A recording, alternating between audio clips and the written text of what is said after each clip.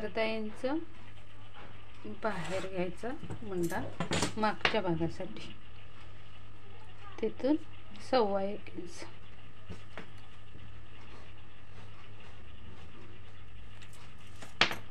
छातीचा चौथा भाग,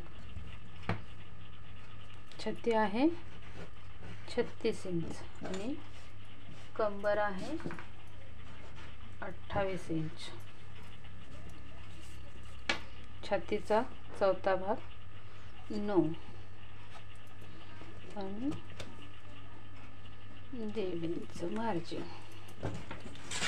28 चा चौथा भाग 7 चौक 28 आणि 1.25 इंचाचा टक्स आणि 1.5 इंचाचा मार्जिन.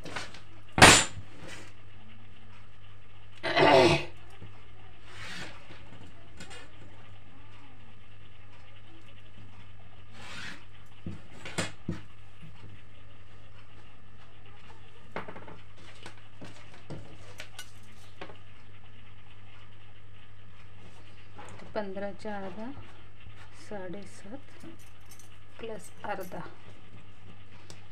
8 इंच आला पाहिजे मुंडा. 8 बरोबर आहे. 7.5 पेक्षा थोडा मोठा आलाच पाहिजे. 2.5 इंचाची शोल्डर,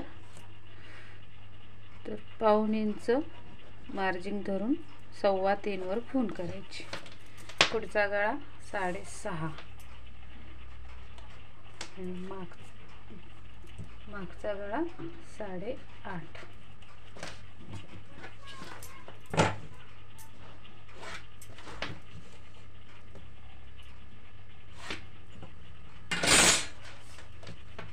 मागच्या गळ्याची रुंदी 3 इंच, पुढच्या गळ्याची रुंदी 2.5 इंच.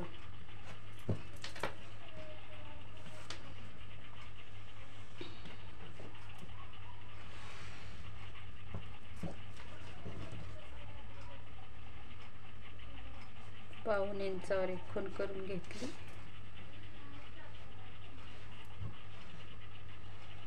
गळ्याचा आकार देऊन घ्यायचा.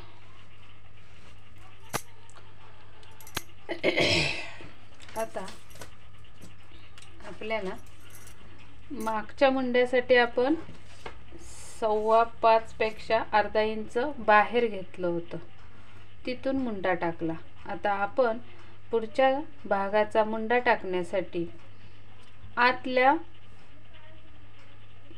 5.25 इंचाच्या खुणेपासून 1 इंच अंतरावर मार्क करून घ्यायचा आणि त्या लाईनवर मुंडा टाकायचा असा. आणि तिथून 2 इंच आता आपण 2.5 इंचावर क्रॉस पट्टी चं माप टाकून घ्यायचं.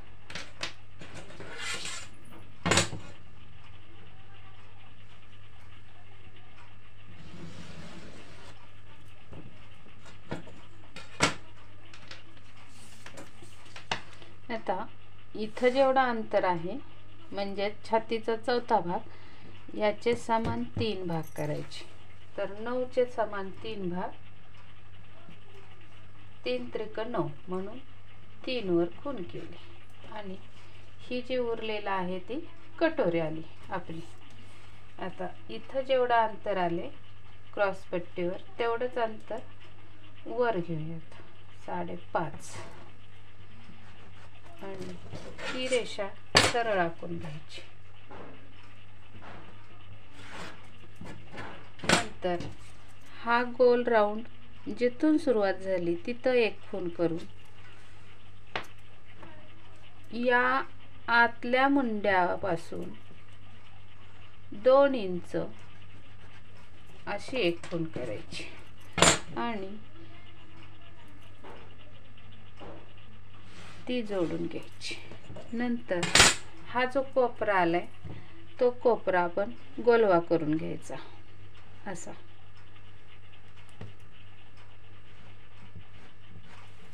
गोल आकार देऊन घ्यायचा असा. असा.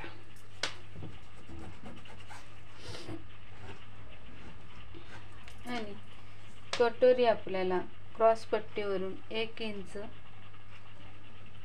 कमी करून घ्यायची. नंतर आपल्याला टक्सचा पॉइंट द्यायचा आहे. तर टक्सचा पॉइंट आपला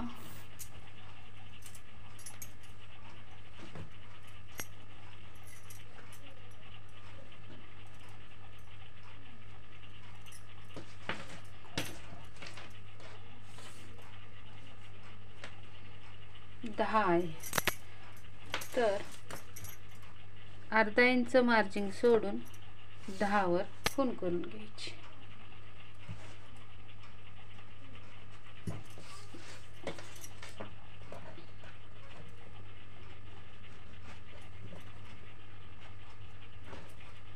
आणि इकडून छातीचा 10वा भाग, तर छाती आपली 36, तिचा 10वा भाग 3.1 असं येणार आहे. तर असा आपला हा ड्राफ्ट झाला पुढच्या भागाचा सुद्धा. पण हा आपण पाठीमागचा भाग आहे तो इकडे असा छापून घ्यायचा आहे. तर सध्या तरी आपण कटिंग करून घेऊ. अजून एक राहिलं. गळा आपला 8.5 आहे, म्हणून इथून अर्ध्या इंचाला थोडं कमी, 1 रेघ कमी अशी शोल्डर कमी करून घ्यायची, अशी गळ्याच्या साईडने अशी. तर आपलं एवढं शोल्डर आतमध्ये कमी होणार गळ्याच्या बाजूने. आता आपण कटिंग करू.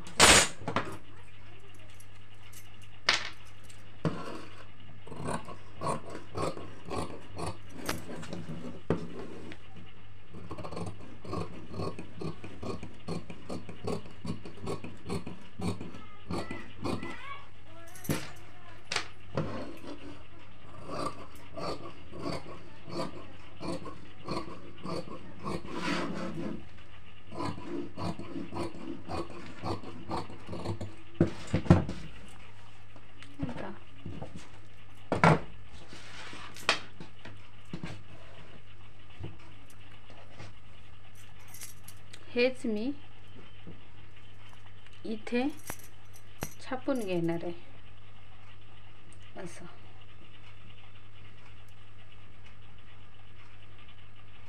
असं छापून घ्यायचं.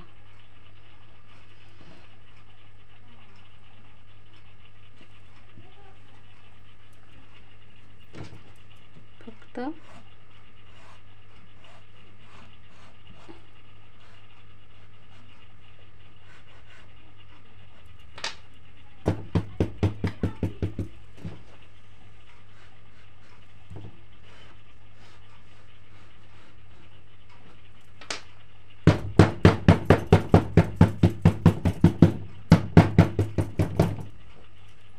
हे बघा.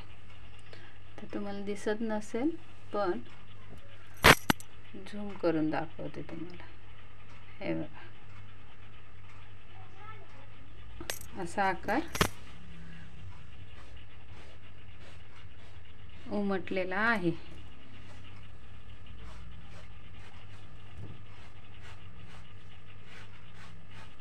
पुढच्या भागाचा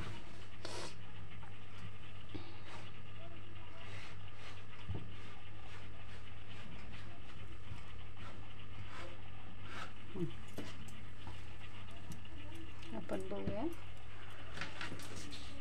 सेम तेवढीच उंची झाली का? 6.5 बरोबर आहे. तर आता हे आपण कट करून घ्यायचं.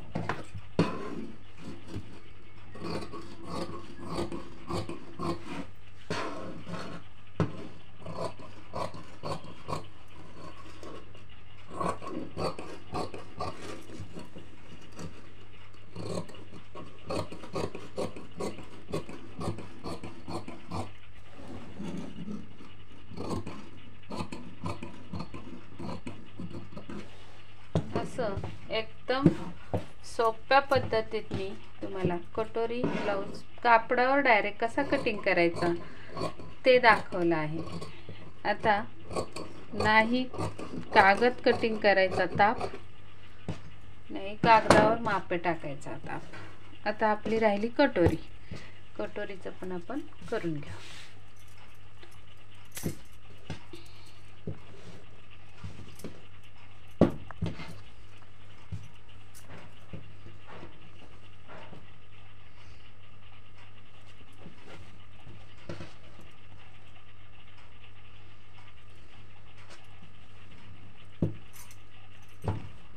आता मी हा पेपर खाली ठेवणार आहे आणि त्याच्यावर हे असं ठेवून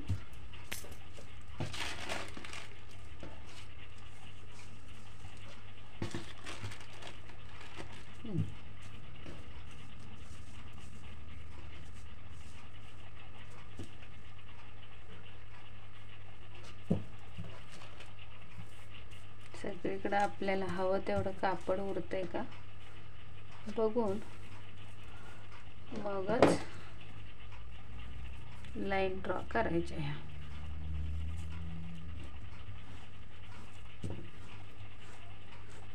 परत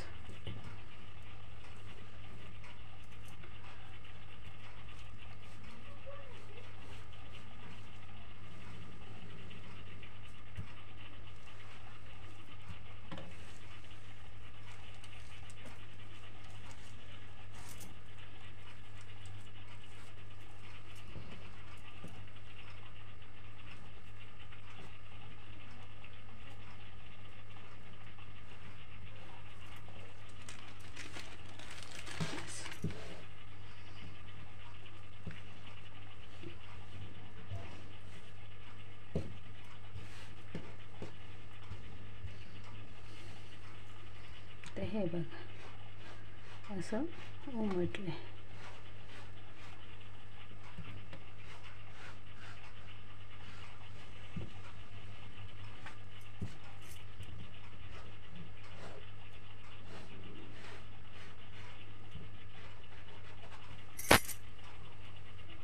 आता आपल्याला इथून 1.5 इंच बरोबर 1.5 इंच बसलं आणि इथून 1.5 इंच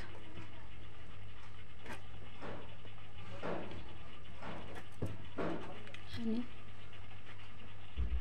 थोडंसं हे इथं मी थोडा गळ्याचा आकार वाढवून घेऊ. पण कमी पडलं ब्लाऊज कापड थोडंसं तिथून आता इथंपर्यंत मार्जिंगच ठेवायचं आहे फक्त असं. आणि हा आकार 1.5 इंचावर आणून मिळवायचा. आणि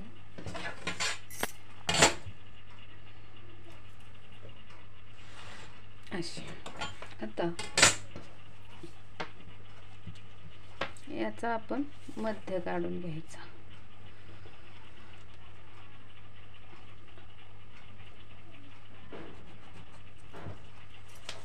तर पॉइंट इथं आहे आपला, हा इथं आहे तर इथे घेतला मी मध्यावर.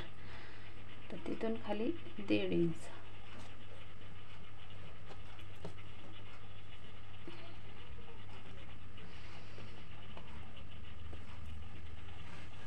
ह्या रेघे खालून 1.5 इंच मी कटोरी वाढवून घेतली. हे बघा अशी. आणि इथून इथं जोडली.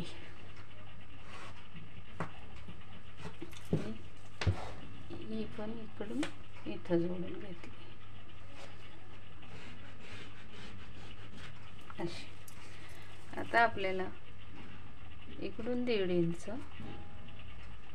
आणि इकडून 1.5 इंच असा टक्स मारायचा आहे.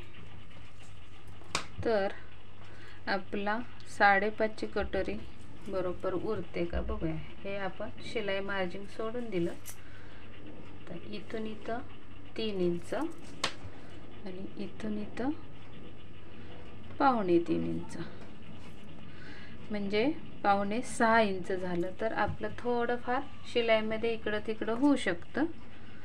बरोबर 5.5ची कटोरी होणार. ही एकदम परफेक्ट कटोरी आहे. तर आता हे आपलं अंतर आलं 3.25, बरोबर. तर इथून पण हे 3.25 वर आलं पाहिजे. आपल्या टक्सचं अंतर इथून 3.25, तर इथे सुद्धा 3.25 आणि इथे सुद्धा 3.25. हे बघा असं. आता हे आपण अशी गोल राऊंडमध्ये जोडून घ्यायची.